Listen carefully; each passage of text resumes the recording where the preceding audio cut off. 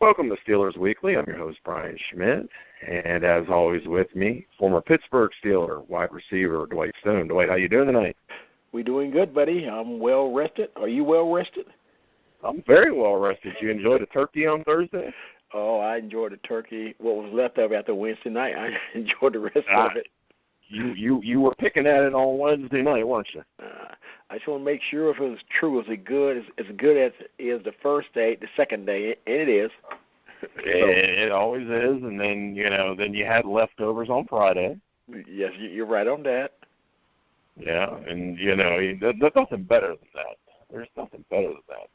Mm-mm. When you get them leftovers on Friday. I for one, had a very enjoyable Thanksgiving, and even pretty much Saturday after the Ohio State-Michigan game, I fell asleep and woke up, very late on Sunday, and I think I slept more in one day than I probably have in about 2 weeks combined. I couldn't believe it, but always a good weekend when you get a Steeler win, and I kind of started off everything on a good note.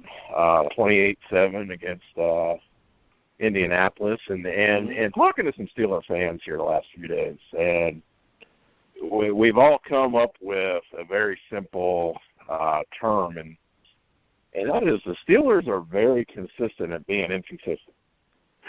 And you can almost see it in the same game. And I thought this Indianapolis game, was a very much the playbook for this season. And all in one game, the Steelers come out offensively and look like they're going to throw 40 up. Yes. Without a problem. I would think the same thing. Ben and Antonio Brown and Bell, are just tearing it up. And then all of a sudden, the offense kind of goes away. Some of that offensively, but also some of that was the fact that Indianapolis was controlling the football for a while. Yes, they were. Defensively, at times, the Steelers looked like they were going to completely control the game, and then all of a sudden there were times where Indianapolis, I seriously, did Andrew Luck come in the game because they're throwing the football around and making things happen. And then all of a sudden, gets down to the goal line, and here we are with the Steelers goal line stands, turnovers, just amazing how the game very much just went in different directions. Yes, it did. Yes, it did. When we talk about the offense, obviously, Antonio Brown had, an Antonio Brown night. I don't think there's any way of looking at that. He was talk about as a receiver when you get in a group and you're making plays, the ball's getting thrown to you, it seems like nobody can cover you. Talk about what that's like, because for a slow guy like me, I that would never happen for me. So, a guy like Antonio, if they call it, you get in the zone. It's kind of like a basketball player like LeBron's or Jordan or anybody in hockey or soccer. Once you get in that zone, it seems like, like shooting basketball, it's like the goal itself is like twice as big because everything you're shooting is going in. And if you're playing hockey, the puck, it's like the net is even bigger. And in football, it seems like when you're in that zone, it's like I can't be stopped. And everything that you do that you normally would do, sometimes it'll work, but this day everything was clicking. And Antonio been having lots of those games where once him and Ben get in that zone and you throw Bell in there, it's scary, because they can put up as many points. Sometimes, like you say, when they start off, I was thinking they'd be hit 40, close to 50. But like you said, once the Colts got the ball, they started moving the ball up and down the field too. But, yeah, getting in that zone is something. Once you get in there, like I say, it's something like when you hear about them basketball players hitting 63 points a game, that's what the zone is. Everything looks bigger, and it seems like nobody can stop you.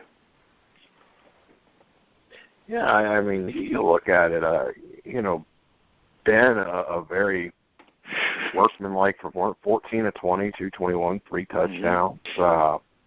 Bell, 23 carries, 120 yards, 1 touchdown. Again, and I cannot just stress it enough when, you got to put the ball in his hands. There you go. 20, you put the ball in his hands, rushing the ball 20 times. He had 4 catches. You start getting the ball in his hands some one way or the other, 27, 25, 30 times a game. But at the same time, I really feel like, you got to put the ball in his hands in a rushing standpoint at least 20 times. And once again, 23 carries, 120 yards. I mean, showed it, Antonio Brown, 5 catches, 91 yards, 3. Really took over that game very early and was not coverable. But again, end of the second quarter, in that third quarter. Yes. Part of it being Indianapolis controlled the ball, but the offense just kind of disappeared for a while. Yes. And, I thought, very interesting that I thought that last touchdown, I thought that was a great, that was a great, put a dagger in the heart drive. Mm-hmm. Yeah. Really was impressed with that. And then you come in, defensively. Again, just all over the place, quite honestly. At times, looked very dominant at times. But then there were times where, we're allowing them to go up and down the field. Yes. I thought, the Colts had a couple drops that were extremely key. Extremely costly, yes. But, then when you kind of come back up, something we talked about on last week's show, that, only one DB had an interception. Again, apparently the DBs listened to the show and wanted some love this week because Gay had an interception, and he also had a forced fumble. Mitchell had an interception. I thought Mitchell had an outstanding game. 6 tackles, 1 assist, an interception. I thought he played real well. Right, he needed that. We needed that. Absolutely. Overall, I thought that this is a win that it may not seem like much. In my opinion, it may not. You were expected to win this game, and it may not seem like much to a certain extent, but this is a win that, quite honestly, starts building that confidence for the end of the season to certainly make this run for a playoff spot. You're right on top of it. You're right on. You said it's better to have an ugly win than a pretty loss. You said that last week, and, hey, it may not be the prettiest thing, but, hey, it's a win at the end of the day. Right, and I think that, certainly to get this win, right now, again, when we look at the conference, the Bengals are, wow. they're on the ropes right now. They are on the ropes. This is, they are taking headshots right now. A rope-a-dope. And I don't think people really understand sometimes, but when you start looking at a team that when they're struggling, sometimes it's hard to get out of the hole. That's why last week was so important to get that win, and then come Indianapolis and get another win because you got to dig out of that hole when you're losing football games. I'm saying. I thought pretty big win. This week. Certainly something that it makes me feel good to see that win because right now we're in a race with Baltimore and Baltimore's got certainly has got themselves a big game this week. Yes. Yes, they do. Now you were telling me we were talking about Gronk for New England, he's out. Yes. But but kind of switching gears. I mean, and actually, I'm sorry, they don't play. They play the Dolphins this week. I'm a week away. I'm a week off. But even with that, even with the Dolphins, that's a dangerous team, and certainly a team that can beat Baltimore. And I'm with you on that. Yes, ask the Steelers. They started their winning with the Steelers. Exactly. So we go into this week. We're week 13. We're getting in that home stretch. Big game this week. I mean, this is a good one. Yes, it is a good one. It's a good one. Got the Giants. Mm-hmm. Let's talk about that. Talk about this Giants team, 8-3. But kind of a funny 8-3 in that there are times they've looked very good, at times they haven't. Their schedule at times has kind of played a factor. They've played the right teams that were struggling at the right time. Exactly. Talk a little bit about coming into this Giants game and some of the things that you feel that Pittsburgh needs to do to win this game. One of the things is, like you said, Bell has to touch the ball 20 times running. You got to throw the ball to him. They say there's a current Steeler right now that leads the NFL after the catch. Receiving the ball, catching the ball, and runs after the catch. It's not who you think it is. It's not Brown. It's Bell. He's leading the NFL right now, and yards after the catch. And if you can continue to get him the ball, things are going to happen. You just know if you get it to him so many times, something's going to happen. And also, Antonio Brown. I mean, he's Antonio Brown. That speaks for itself. And Jesse James, everybody, kind of like they ain't fading him out, but they need to start using him more. And I think this is a good game that they should use him more. I think D'Angelo may be coming back this week, which is another good thing. I think Big Ben is finally at the point where he said to everybody, get on his back. He ready to carry the team. I think when he said that, he was serious about it. And here's a team right now that you said are doing real good. They right now, they had 21 sacks in their last 6 games. In the NFL, they're leading the NFL. They're tied with another team. So I think it's going to be a great game. And I think the fans going to be good because I think it started at 4:45, something like that, around 4. So everybody's going to be feeling pretty good by that time. Yeah, absolutely. When you look at it, and as I was looking at Steelers stats, Ben right now is 64. Really might as well round it up. 65% completion percentage, 23 touchdowns, 7 interceptions. But more importantly to me, he seems to be more in the last few weeks, really managing the game. And again, what we've talked about, putting the ball in Bell's hands. Mm-hmm. Jesse James right now is tied for the team lead with 29 catches. And I just think, when we get to the end of this year, I really believe that, we talked so much about Keith Miller in the beginning and what kind of effect it's going to be.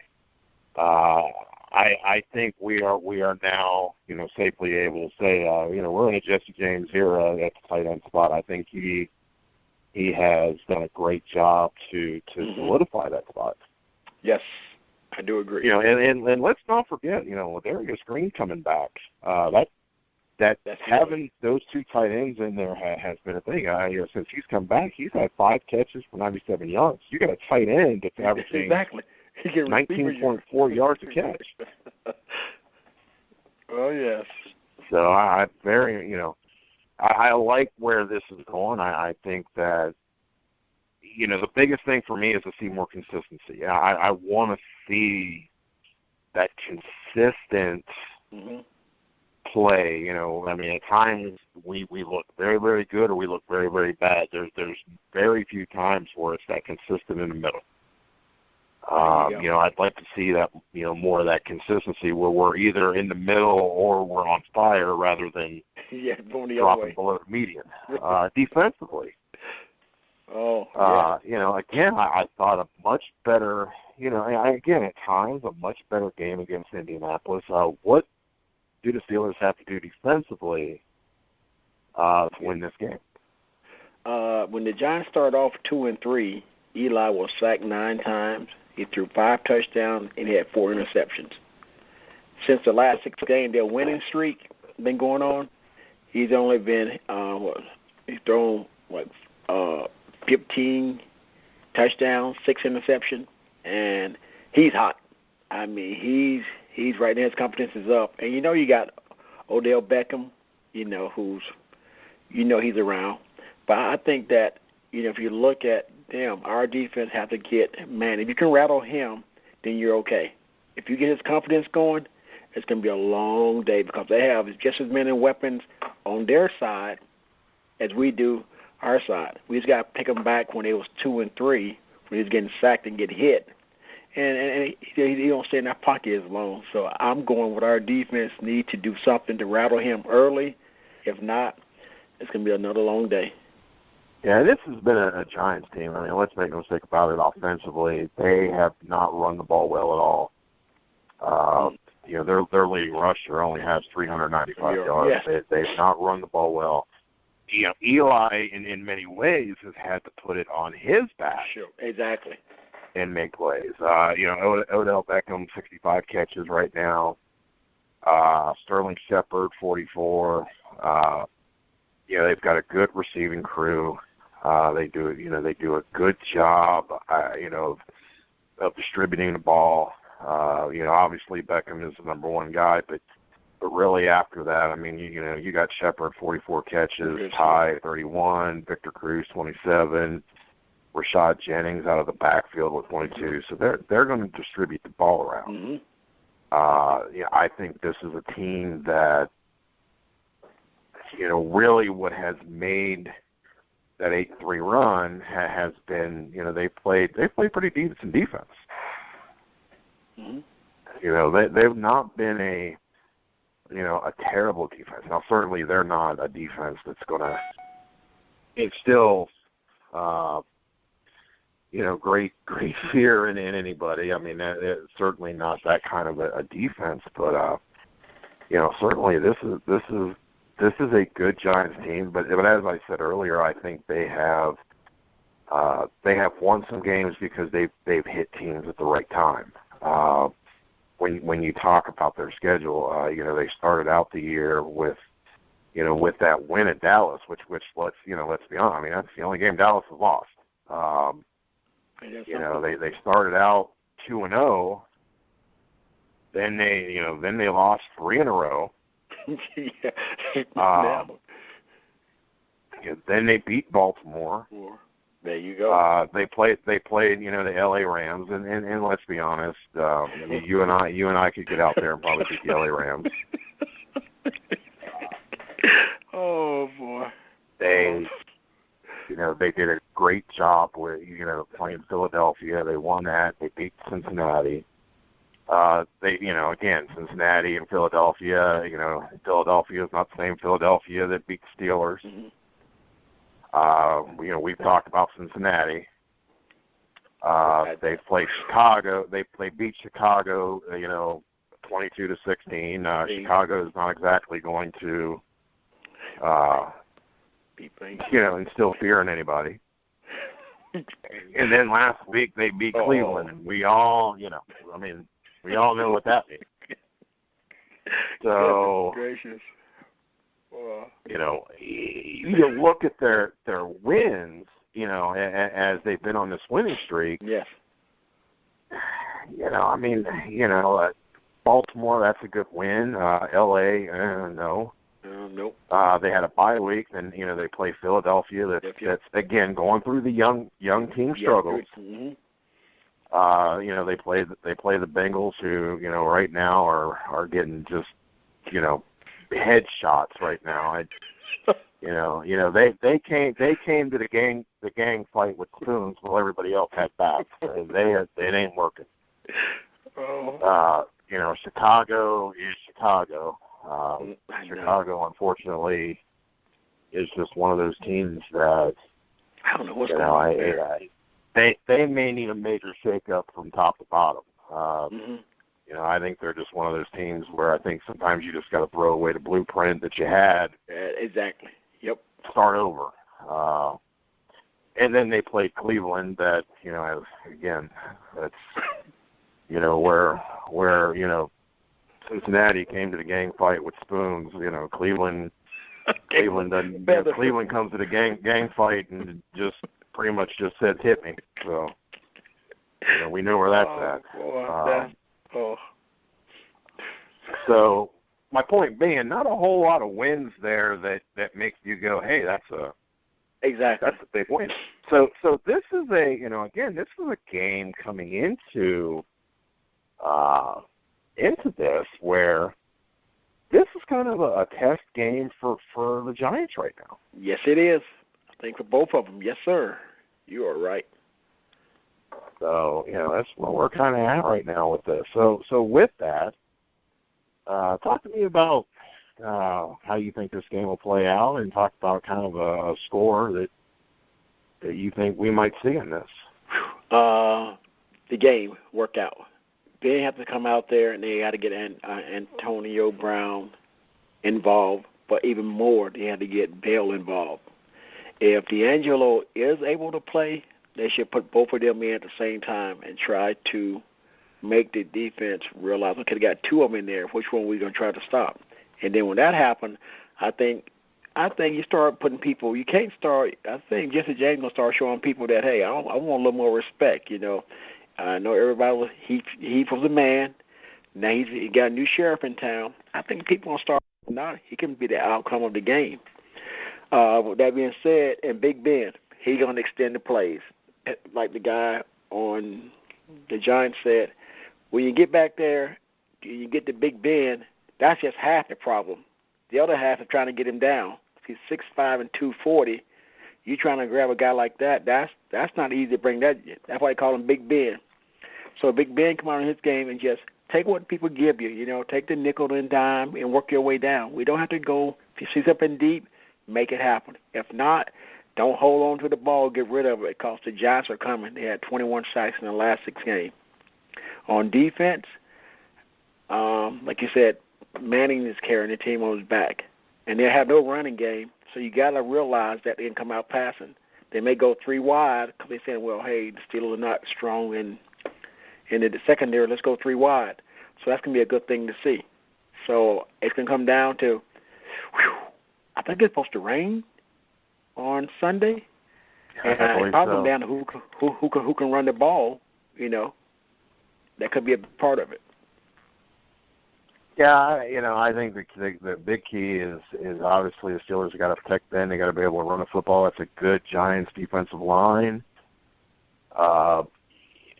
This is a game where really it's got to come down to the trenches, because that's a good defensive line. If you allow them to get pressure, if you allow them to shut the running game down, you're in real trouble. And that's something that they've done. I think defensively, it's understanding that look, Beckham is going to get his catches. Exactly. He's a guy that you're not just going to shut down, but at the same time, you can't allow him to get his catches and let everybody else get it too. And you can't allow the Giants, who have not run the football well all year, to be able to run the football. So I think it comes down to that. And with that, I look at it. I think my prediction is Steelers 28, Giants 21. Wow, I'll say 24-20 Steelers. Yeah, I think it's going to be one of those games. I think it's going to be a tough game. I think it's going to be a physical game. So with that, I think our score predictions are really about right on for a Steelers victory. I take it. We need this one right here. This will be a good one. to take in. Somebody's going to say, well, they finally get a quality team because they're looking at, in the past, they didn't have luck, And like you say, Baltimore is going to Miami, so we got to make sure, they can keep winning. And like you say, the Bengals are against the ropes, and right now he said Cleveland getting body blows and head shots. So not worried about them right now. Yeah, it's like the Bengals are in a Groundhog Day movie where they just keep coming back and keep getting hit. I mean, and it's funny because we were expecting it. Yes, many people really believe that the Bengals and Steelers were going to be. Yes, I did. But I think where as I've talked to people that are Bengals fans, I mean, that know the Bengals, they just lost too many key people, and they just right now they're missing some of those pieces that they've had in the past, and and it's not for, and obviously right now they got a kicker right now that couldn't put it in the ocean on an extra point, and that's a struggle right there. So a lot of things going on there. And then it's going to be interesting to see if they get the ship righted or if they keep going. And if they keep going the way they're going, do the Bengals finally make a coaching change? Wow, it's been there something you go. that's been talked about for years. There you go. So it's going to be very interesting coming down the stretch. So for now, though, got the Giants this week. Big game. Let's this is one. Let's get this win. Need to win. It'd be a good quality win. So any final words tonight for everybody? Hey, look for an exciting weekend. I mean, it's going to be a good weekend, I think, around the league, for game-wise. And also pray for the people in Ohio and the people the fires in Tennessee and North Carolina. There's been so much going on. It's an escape route, go football or sports, get away from everything in reality. But at the same time, need to keep them in our prayers. Let them know, some people are going through some tragic times right now, and just keep them in your prayers. Absolutely. So I also, I want to extend the same, being, that I grew up 20 minutes from Ohio State. Oh man. Yeah. I mean, I lived in Columbus from the time I was 9 up until a couple of years ago. So I've. A lot of my life, and including, some of my college life, was spent at Ohio State. So, there's so much that's been going on this week with that, and obviously the fires and so much. So I mean, there's always, there's always so much more in life than, just what you'd like it to be. We all have those times, but these are times where hopefully for so many that they can get the ship righted and be able to get life back to normal as quickly as possible, because it's nothing harder than having to see your life change. It's just a matter of minutes. And really that's what it comes down to. I mean, a lot of this is a matter of minutes. So with that, we're going to wrap this up. All right, Dwight, always good to talk to you. Always good talking to you, Brian. Always. And we will reconvene next week with hopefully a Steelers victory. That sounds great to me, buddy.